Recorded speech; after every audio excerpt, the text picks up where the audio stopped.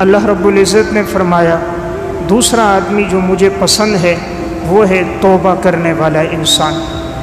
اللہ تعالیٰ کو توابین بڑے پسند ہیں، جن کی زندگی میں توبہ ہو، ہر دن توبہ کرنے والے ہوں، جب گناہ ہو جائے فوراً رجوع اللہ۔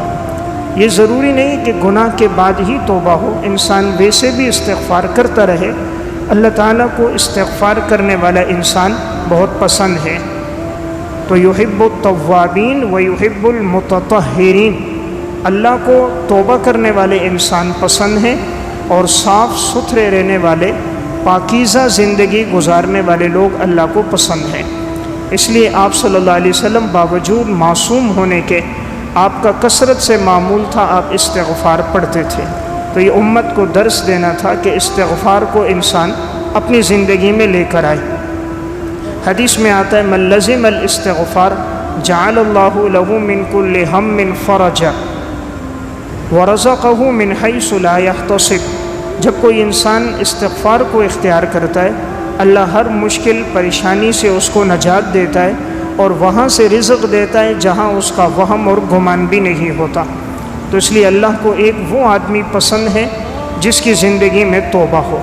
اس لیے جب کبھی انسان سے گناہ ہو فوراً رجوع اللہ کرے۔ اللہ رب العزت آنسوؤں کی بڑی لاج رکھتا ہے، جب ندامت سے آنسو بہہ جائیں اللہ ماضی کے گناہ معاف فرما دیتا ہے۔ امام ابن قدامہ رحمۃ اللہ علیہ نے التوابین میں ایک واقعہ لکھا۔ موسیٰ علیہ السلام کے دور میں ایک شخص کی زندگی فسق و فجور اور گناہوں میں گزرتی تھی، تو لوگوں نے تنگ آ کر اس کو آبادی سے نکال دیا تھا۔ ابھی ایک صحرا میں گیا، اور جب اس کا آخری وقت شروع ہونے لگا، بیماری کے ایام شروع ہوئے، اب اس نے اللہ کی طرف رجوع کیا اور اپنے گناہوں پر تائب ہوا کہ اللہ میری زندگی گناہوں میں گزر گئی، آج میں رجوع کرتا ہوں، مجھے معاف فرما۔ اللہ کے سامنے گڑ گڑایا، اس نے آنسو بہائے۔ اللہ تعالیٰ کو بندے کے ندامت کے آنسو بڑے پسند ہیں۔ اب اسی بیماری کے ایام میں اس کا انتقال ہوا ہے، اور یہ دائیں بائیں دیکھتا اور فرماتا تھا کہ اے اللہ، اگر تو مجھے سزا دے تو تیری بادشاہت میں اضافہ کوئی نہیں، اور مولا کریم اگر تو مجھے معاف کرے تیری سلطنت میں کمی کوئی نہیں۔ اے معاف کرنے والے اللہ، میرے گناہوں کو معاف کر دے۔ اللہ کے سامنے روتے روتے اس نے جان دے دی۔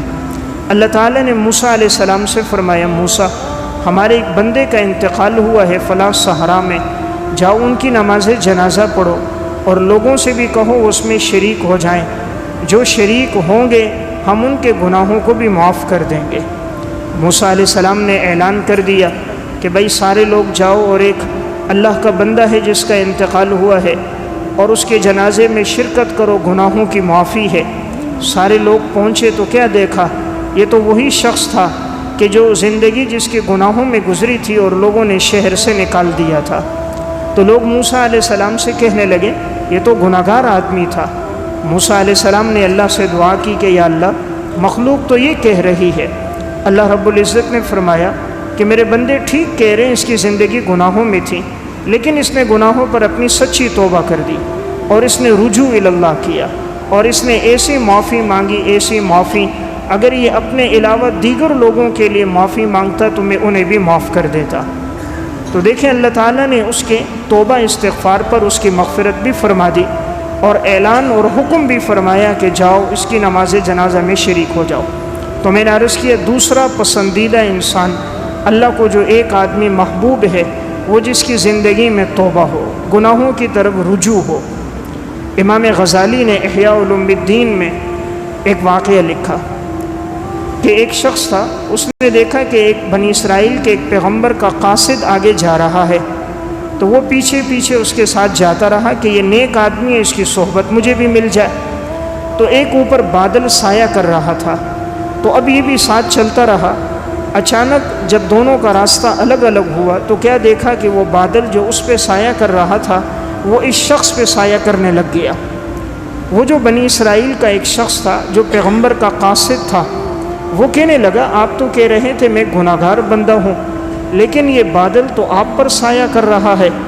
اس نے آگے سے روتے ہوئے کہا زندگی تو گناہوں میں گزری تھی، لیکن آج میں نے گناہوں سے سچی توبہ کی تھی کہ آج کے بعد اللہ کی نافرمانی نہیں کروں گا، تو دیکھیں اللہ رب العزت کی طرف سے کتنا اعزاز اور اکرام ہوا کہ رب العالمین نے اس کے لیے دھوپ میں بادل کا انتظام کر دیا۔ تو میں نے عرض کیا دوسرا پسندیدہ آدمی جو اللہ کو پسند ہے، جس کی زندگی میں اپنے گناہوں پر ندامت ہو، رب العالمین ایسے شخص کو پسند کرتا ہے۔